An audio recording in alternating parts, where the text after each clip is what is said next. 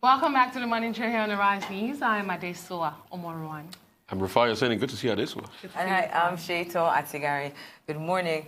Former Deputy National Chairman of the People's Democratic Party, Chief Bode George, will be running for president in 2023. Now, the plans by the opposition party chieftain to contest in the next presidential election were revealed by his special advisor, Uthman Shodipe-Dosunmu, who also stated that the party platform, which Chief Bode George will be contesting, is yet to be decided. So joining us now to discuss Bode George's presidential ambition and other issues is Segun Showunmi, is public affairs analyst and the official spokesperson of the Atiku Presidential Campaign Organisation, and former assistant and deputy chief press secretary to Gbenga Daniel. That's Gbenga Daniel.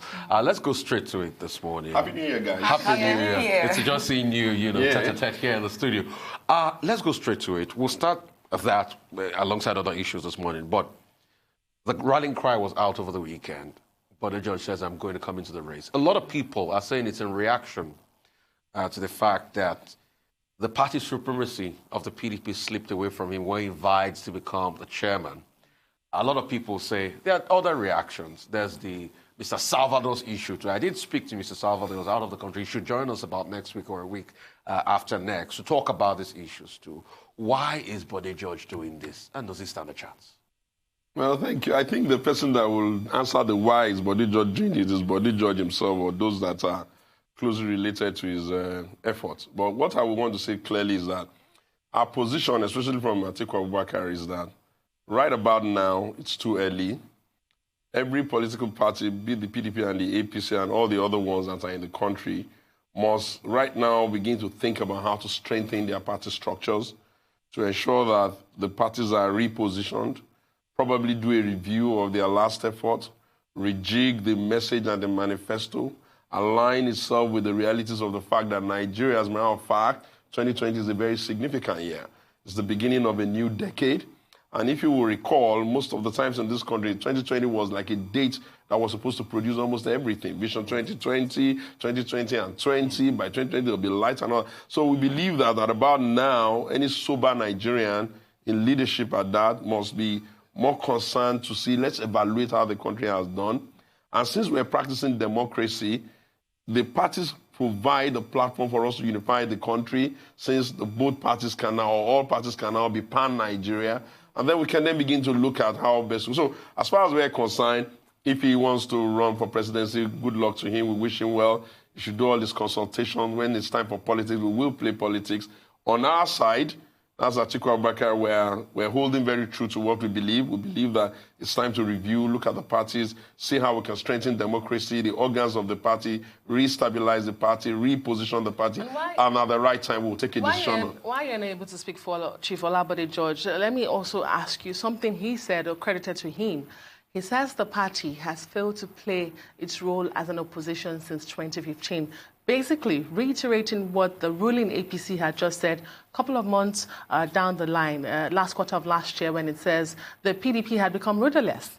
Do you buy into that argument by Chief Bode George that says the PDP has lost it? The question you will ask is that what exactly is the role of opposition? And I make bold to say that except for the carelessness and the throw all things in the wind, throw caution off the cleave and just overheat the policy that APC was doing when they were trying to get power, the PDP has been very measured in its opposition. There's never been any policy of government that requires the PDP to engage or offer an alternative point of view that we haven't offered an alternative point of view. Have we carried ourselves well in a manner that does not overheat the policy? The answer is yes. Did we conduct even our challenge for authority during the presidency with Atiku Abubakar as our candidate and the party in the most civilized manner to teach other parties and even the APC how to behave in a democracy which is supposed to really be a constitution of ideas? Except someone is asking that or suggesting that the only way you can be in opposition is to bring people out, is to shut the country down, is to torpedo things, or probably call for a revolution like some people have been want to do, or just make a mess of the country, or begin to embarrass the nation all over the world, then that's not how to be in opposition. We hold the view that opposition is to say this policy of government we do not agree, and we do not agree for this reason. This attitude of government, we do not agree for this reason. This meddlesomeness in the judiciary, we don't think is right, and we don't think is right for this reason. We're not in a battle that must end in chaos. we are in a contestation of ideas to say that our ideas are better than yours and you're failing on your own. And I think that we can improve on it. Let's not even deceive ourselves that maybe it's perfect. But I think that under Uche Secondus, with profound respect to all party leaders, I think he has given a good account of himself. Let me remind you some of the things he did. Immediately after he came on board, he did the repositioning summit for the party. After the repositioning, he pushed it forward. Then he moved from there. He tried to say, look, PDP at the state level, stop bringing your issues to the national, go sort yourself out at home. Let's devolve power. The authority lies there. We've had pretty much transparent primaries. Our presidential primary was the senator of all eyes. It was almost as if it was choreographed by Hollywood. It was beautiful spectacle. That's how to be a democracy. Our position after we thought we were cheated from the election, we put together a panel. We went to court. We advocated. We said what we could. We brought our lawyers. We lost the case. We moved to the Court of Appeal. We lost it there. And then we eventually lost it at the Supreme Court. After we lost it at the Supreme Court, we didn't throw our caution to the wind and start to ask for people for civil disobedience. We asked our members to be calm. We withdrew ourselves from the field from agitating and being quarrelsome, and we start to replan. We went into Bayelsa the best we could. We got cheated. We went into Kogi. We were cheated.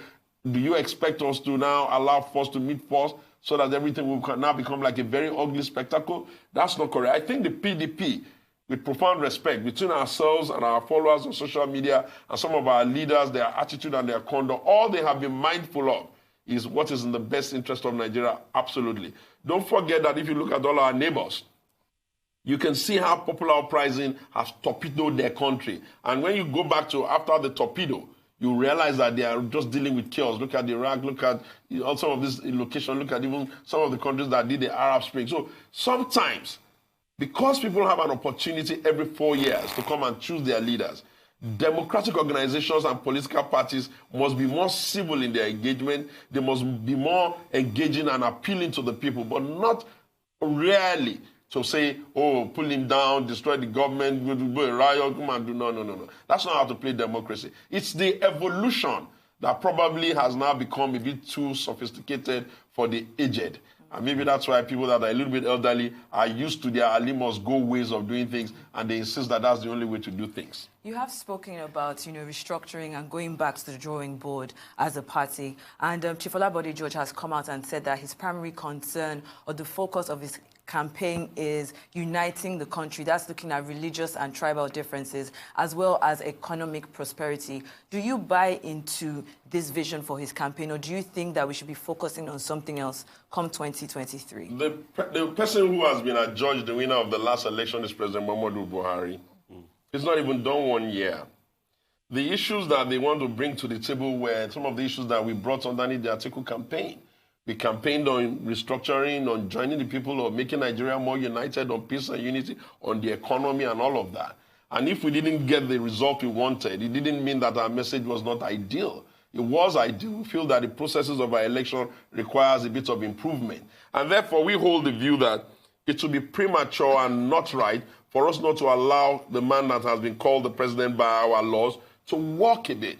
We can have issues with some of his policies, and we do have a lot of issues with his policy. We can say that. But we will overheat the polity ridiculously. And we will give Nigeria the impression that the whole process of politics is all about politicking. And that's not it. Because we will then run into a tailwind of campaign. Everybody will start to get overheated and agitated towards all the caucuses that requires to produce whatever result you are wanting. And then even the presidency and the country will be distracted. It will not stop at the presidency. It will cascade to the governors and others. So I think that 2023 is too early. What all Nigerians must be talking about now is how do we get this Nigerian economy to work? How do we ensure that we can have a stable country? How do we ensure that we can have peace? How do we ensure that we can have a contestation of ideas as the basis by which you can differentiate the two political parties? The APC has this view here. This is PDP's view. And that's the way to do it. So I think what you are saying from the position of PDP is that you have towing the line of the likes of Mario Cuomo, former New York governor, that said, we campaign in poetry, we are governing in prose. And Absolutely. You want governance to be in prose now. But in a bid to talk about that, I'll just talk about 2 points. I'll ask you 2 points. Issa Funtua was here a couple of days ago, and he talked a lot about the Igbo presidency. He says they have to belong. if they want to be president. We've not got the reaction of Jim Ward as regards that, but I'm sure a lot of Igbo people will shrug in their seat where Issa Funtua said that. He pretty much, echoed the statement like Tinubu will say, power is not served at a la carte. You need to come and get it yourself. I also want to talk to you about debts. You people are crying so strongly about debts, the debt of this government. Lai Mohammed, the Minister of Information, had a press statement in Lagos recently to say it's not that cry, it's not a sound cry. You want to talk about those two issues? I'll tell you what, I think that to give them a very early New Year gift, I think they should make Alhaji Sapuntua talk more. I must tell you, I was amazed at the fluidity and the control of himself in that interview. It was a fantastic interview on behalf of the side he belongs to, which is the APC and the President Buhari government. He handled it well. But when you say the Igbos should belong, the question that you will ask is, belong to what? Are they not bona fide members of the Nigerian estate as it is? And if they have an agitation to want to produce presidency, with profound respect to Issa Funtua, you cannot make such a statement, especially given your proximity to the presidency. Because sometimes people can imagine that you are speaking the mind of the president. Every Nigerian tribe, let alone one of the 3 foundational organs that this country was given independence to, the Igbos, are equal partners in this estate. And for them to want to be president is it's a right they have. All Nigerians of voting age have a right to be president. How they're going to navigate to get the presidency is a different kettle of fish. But we mustn't pour scorn or add salt onto injury by making a people who feel that there's a conspiracy and a glass ceiling over the presidency by telling them they must belong to what? To his party? To his caucus? To the ganging of the cabals? To his friends? To the household of Buhari? What exactly does that belong to? So we don't hold that view. We believe that there is evidence that the Igbos as a group of Nigerians have demonstrated capacity, competence, and intellect everywhere we have looked for them in the world, be it in Nigeria or outside.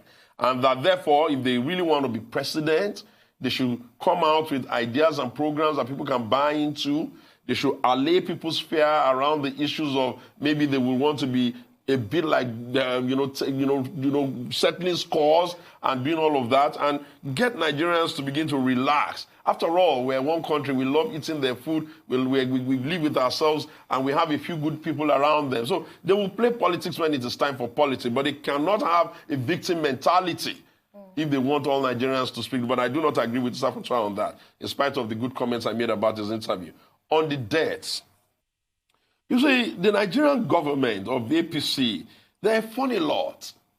They will say Nigeria has not borrowed enough, when in the real sense of the word, Nigeria has borrowed more than it has ever borrowed in its history. And they will be trumping up debt to GDP. They forget that the critical part that tells you whether the debt is sustainable is debt to revenue. So in one breath, they'll tell you that they have a revenue problem, but they don't have a debt problem. Now, if you have a revenue problem, precisely how do you want to pay back the debt? You must not just look at debt to GDP. You must also look at debt to revenue. And what we're even seeing is that they come and tell the world, oh, we're going to use debt to fund infrastructure. That thinking is on its own archaic. Infrastructure development now in this 21st century must be driven significantly by concession and private sector. So it's a differentiating point between where we stand as PDP and where they are. They are running an archaic economic model that doesn't work. We'll take a quick break now, Mr. Segun Showunmi. We'll come back to talk about the 2023 presidency, because unfortunately, it's where we have found ourselves, the politics. Welcome back to the Morning Show here on Arise News. We still have with us in the studio Mr. Segun Showunmi, as ACE Public Affairs Analyst and official spokesperson of the Atiku Presidential Campaign Organisation, as well as the former Special Assistant and Deputy Chief Press Secretary to Gbenga Daniel. Thank you so much for staying with us. Thank you for having me. I want to go back to the 2023 presidency because, unfortunately, like I said, that is where we have found ourselves, the politicking of it. President Muhammadu Buhari's running mate in 2011, Pastor Tunde Bakari, had just yesterday said the president should be involved in a succession plan to protect his legacies. The president had issued that lengthy letter on New Year's Day to Nigeria, for the second time reiterating he'll be standing down in 2023. Now, he's received quite the knocks from some pan-social-cultural groups, Afenifere and Ohanese. They say the president has been very silent on the power play and power shift. My question to you is, should the president be involved in this power play? Should he be speaking out? And what's your take on that letter saying, I will stand down in 2023? Thank you. Let me start from the Pastor Shodipe-Dosunmu letter. I know him. He's one of those ones we respect. But I have become wary of those who use the pulpit to play politics. And I've asked myself a couple of times, what would be the easy way out for government, lest we make our country become ungovernable because of misinterpretation or misunderstanding of the faith-based groups. I think that Pastor Shodipe-Dosunmu, with profound respect to him, has no right to be prodding the presidency on succession. First of all, we are not in a monarchy. There is no such thing as succession in our democracy. What we have in our democracy are elections. And when it comes to even the issues of party primaries, a presidential candidate or even a president that wins an election, however highly placed his office, is not superior to his party. A political party draws out the modus operandi of their primaries and then announce when it is time for those that are interested to go buy forms and all that, organize a free, fair Congress according to their own rules, and someone emerges. The thinking of succession planning and all of that laces with it an impression that it is the full and sole right of President Buhari to determine first for his party who his successor will be. That's not how democracy works. Even for Buhari himself, for the president himself, he participated in the primaries that chew him up. The second is, when you say things like that, it simply means that you are telling the president to use his extra authority and extra influence to override your party structure. That should also be, with profound respect, be very wrong. What he could have said is that the president should work on the electoral processes relative to the appending the signature to the improvement of the Electoral Act so that we can have an electoral process that is fairly more credible, more transparent, and can allow younger people to be willing to go through the hurdles of participating and voting in an election. That will be all about what the president can do. It is not in his power to determine who will succeed him.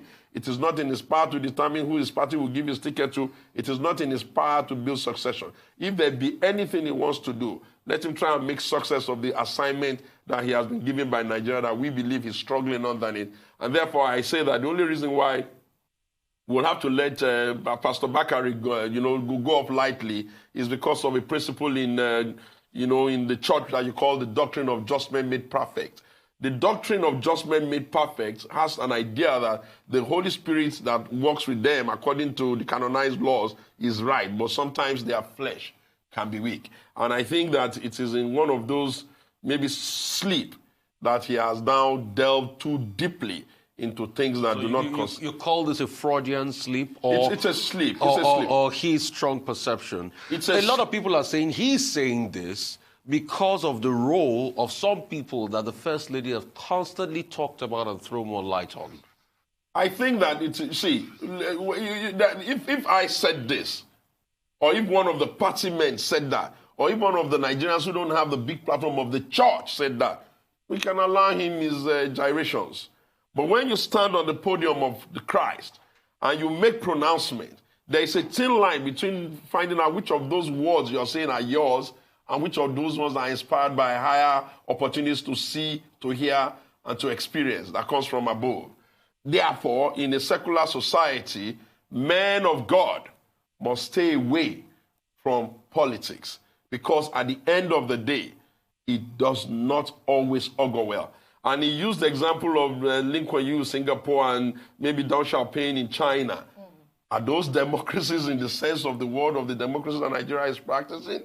Our model recognizes people going to participate at the grassroots, people generating their power from the base, and people participating in democratic processes, usually around primaries and congresses, and a candidate emerging as first among equals who will stand out. If you recall, during the last presidential primaries of the PDP, unlike the APC that printed only one form, we had close to 13 of them that were vying for that post, and one emerged. And to the sophistry of our system, all of them were able to work together as well. That's how democracy should be practiced. Mr. Showunmi, while what you have painted seems the ideal situation, do we have an ideal situation in Nigeria? And I ask this because there's an unwritten gentleman agreement for rotation of powers. And from what we have seen in successive government, this takes the power play in the ruling party, that of the opposition, and the active support of the incumbent president. Isn't that what happens? Look, in 2015, when President Buhari was coming to power, the People's Democratic Party, for reasons best known to them, also decided that they were going to print only one form for Jonathan. And therefore, they shut out a lot of people from the presidential contestation. Because they were confident. They shut out a lot of people from presidential contestation. Did they win? They didn't win. You must not insist on stumbling on a block that your friends have stumbled before, and then you go stumble on it and you fail. I am saying, for the benefit of all of us, for the sustainability of our democracy, high-ranking members of society must not give the president the impression that it is a singular responsibility to pick who will succeed him. And if you want to stretch it further, some may even think that Pastor Bakari was actually played to the gallery by trying to maybe signpost that maybe he should be picked, since in the first instance, sometimes back, he was a running mate of that president, and the rumor mill has been filled with the fact that perhaps he's even eyeing for a position of the vice president in case. Is it bad for him? Is it bad for Pastor Bakari to have an ambition? Well, he should say so clearly. The problem is that if you mask your original intention in poetry, it's okay. We can call you Shakespearean. But if you mask it underneath the cloud of the Holy Spirit and an elevated altar that draws inspiration from God, then it means that you're bringing the church into politics too directly, and it could have consequences. Don't we vote across religious lines in this country? Don't the voting lines still revolve around the Muslim North and the Christian South? No, I think that most people... Don't we do that? I think that most people misinterpret... Why do we have to have a juxtaposition of both religion on a ticket? When you hear things like you can't have a Muslim ticket, you can have a Muslim Christian ticket? I think that people juxtapose the narrative wrongly. One of the things that make people think that that's what we're doing in the country is because of the preponderance of Muslims in the North. But it's not really the Islam that is making them significant. It's the number of the population and the number of people that they bring out to vote and their attitude to voting. And it is for balance that we always say, okay, if the lead candidate is a Christian, let's have his opponent or his running mate to be vice versa, like we had with Jonathan. He was a Christian, Sambo was a Muslim, and we had with Buhari, he is a Muslim and the other is a Christian. But really and truly, what is determining how people vote is the attitude of the players to election. Let me tell you what we see from a statistical point of view. The people in the southern part of the country they want to agitate. They want to speak. They want to critique. They want to be on television and radio and all of that. But when it comes down to the brass fact of go get your voter's card, bring it all out, go through the pain, participate in the process, do you know what we see on the field? We find out that the educated elites are mostly absent. And therefore, if you look at the North, on the other hand, just tell them voting is tomorrow. You will see them come out in their thousands. How they manage to do that? I argue that it's easier to do that because they are actually uneducated. We have more poor people coming out because they know that if they go through that process, they stand the chance of going home with 500 or 1,000 naira. I think you must be careful not to disrespect the northern people. We must not appropriate to ourselves a bigger level of intellect than our brothers in any part of the country. I think that once you are in a democracy, it is the civic responsibilities of anybody of voting age or participating age to ensure that is interested in how leaders emerge. Would you now blame the North for the quality of representation that we throw up even in our own southern areas, where near thugs and rabble-rousers are the ones that have been sent to go and represent us? We have what has always been considered to be the difficulty of democracy. The difficulty of democracy is that if those who know refuse to participate in the selection and the election process, then the rabble-rousers, who probably don't even know what to look out for in leadership, will be the one, because the vote of a madman and the vote of a professor counts for just one. So I think that what we need to be saying to ourselves is that let us stop disrespecting any part of ourselves. Just like I've said, Itabudua could not have said the Igbos should be loved because they are Nigerians and they're entitled. We should not also always see it that maybe anything that is coming from the North is less than well thought through. If the young people in the North are interested in election, it is the responsibility of the young people in the southern part of the country also to be interested. If the leadership of the North is organizing their people to participate in the process, it is the responsibility of that. Because you know what?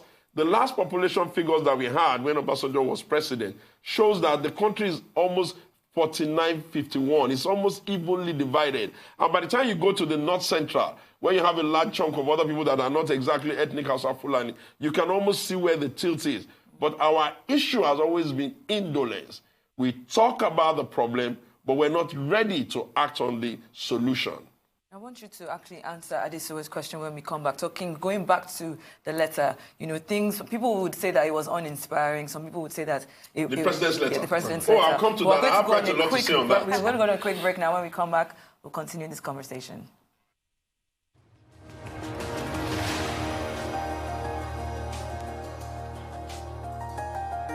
Okay, welcome back. Still the morning show on the Rise News. We've got Segun Showunmi, is public affairs analyst, official spokesperson of the Atiku Presidential Campaign Organisation.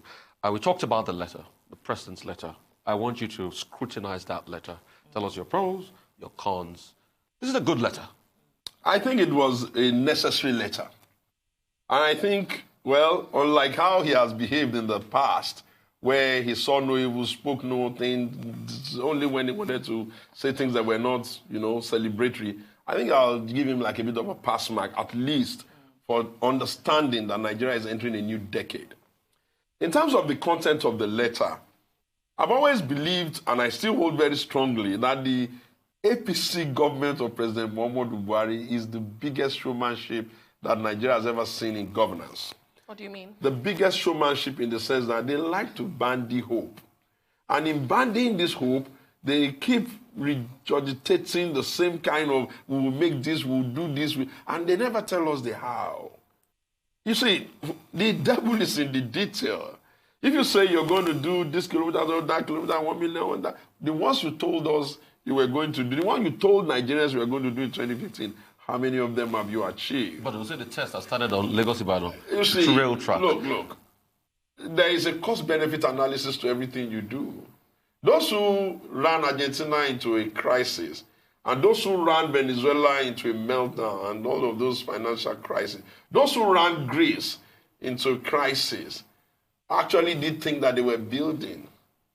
The problem is that for an African nation like Nigeria, relative to what the world is suspecting is happening with China and its money, we will run the risk, if we don't scream, that this president government under Buhari and his friends, which I like to call Buhari and the gang, they're going to run us into a situation where the whole country may just will be auctioned off. Because they are too fixated on the debt to GDP, which is that the Nigerian economy can be bigger, and therefore you can afford to get more debt. And okay, the argument as to do you get the debt that you use it now and you will sustain the debt. They are forgetting that the critical part is that even as it is, they are laboring the Nigerian people with a lot of taxes. How do you finance such projects for the people without borrowing? Bless you. There is an attitude that the chief executive brings into an African country that tells the world that this chief executive is ready, open, and willing partner in business. That was what we wanted Atiku to come do for Nigeria. You see, there's a way private and capital and equity moves. It moves on the basis of who they can trust. It moves on the basis that the law is respected all the time, not that you cherry pick which laws you respect. You know why? Because if they have arbitration issues, your respect for rule of law is what gives them guarantee that that's one. The other thing is that you have to make up your mind. You cannot say you want to run private sector participation in any sector of your economy if you still want to do price control. It doesn't work that way. If you know you want to do price control, invariably it means you want to set in place another subsidy regime to help the operators mitigate against the loss of profit. Private sector discipline and private sector participation by government necessitates that government must think through it very well before saying it's going private sector. Upon going private sector, government must allow private sector dictates to run. Nobody tells them how much they're selling a Range Rover, a car, a book. Why are you telling the people that you have given licenses to how much they must charge for certain things? That's one. Two, you cannot be too heavy on punitive taxes if you want money to come into your country that you don't have. You can't wake up in the morning and say, oh, somebody did not pay you one thing, they made a mistake, therefore you slammed it. They're going to argue with you. They're saying they launched the finance bill into law, 1st of January 2020. You see how that's going to push an effect on small businesses. You first of all increase VAT, you increase taxes, you have a lot of multiple taxation going all over the place, and then you tell us to bring a finance bill in 2020. We have just started 2020. So we haven't seen how your finance bill will impact. We can only talk about what you have done up till now. And what we have seen up till now is that small businesses that make 25 million will not pay VAT, will not pay taxes. They're tax exempt. Well, I'm saying to you that this government has three attitudes around money. Tax, borrow. They never creatively ask, how can we expand the participation of the Nigerian players in the economic play? Which means that, which is better? Should you let the people have their money in their hands so that they can participate in commerce? Or should you tax them and hope that you can give them services? It's a chicken and egg approach. If those who are borrowing them money are willing to keep borrowing them, they can take the money. Our duty as Nigerians is to constantly ask, show us the payment plan. Because how can you take a loan and not plan for how you're going to pay it? I haven't seen any of their rules being told. So you're going to build the road from here to Kafanchan. You're even going to go to Maradi in Niger. They're restoring the toll very soon. And another argument they'll give you is, check the biggest economies in the world. Which are those ones? Japan, the likes. Tax to GDP ratio over 100%. That even after the 30 billion they're going to be borrowing, the tax to GDP ratio will just move up to 33%. I have just told you that stop focusing excessively on tax to GDP. Go back to tax to revenue. But it depends on the model of economy you see. What I'm saying is I'm a Keynesian person. Yes, I understand the Keynesian. On the model of economy you're saying. When you go with debt to GDP, do you know that fundamentally there is an assumption that your economy is a producing economy? If you are not producing and you are thumping your chest on debt to GDP, you are injuring yourself. What would you say about the border closure? Because the Buhari administration is saying that they have saved a lot of money. They have been able to use this as a security measure, as well as start to boost the agricultural sector. Let me explain that for you very, very clearly, without missing word. The Buhari government thinks that draconian attitude they display at home is what they must display with their neighbors. You cannot be punishing your neighbors for your own internal policing and custom issues. You have a border there. You have decided that certain goods must not come into your country. It is the duty of your own enforcement to make sure that those things don't come in. And if you cannot police your country, if you cannot manage your own customs, if you cannot be sure that your own people will behave, then you're going to punish the entire sub-region. It's significant to how they behave in all things. For the Buhari government, every problem is a nail. And you know when every problem is a nail, every solution is a hammer. Okay, if you close the border, when are you going to open it? Have you done the internal cleansing of your system to ensure that when you open the borders, that which you said you shut out will not happen again? Look. These guys don't know anything about the economy.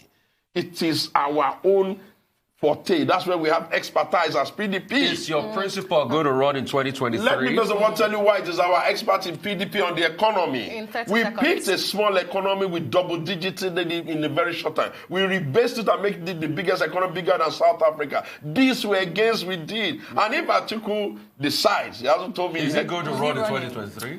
Let me say this on his behalf. I think Atiku Abubakar is under tremendous pressure to give it a shot again.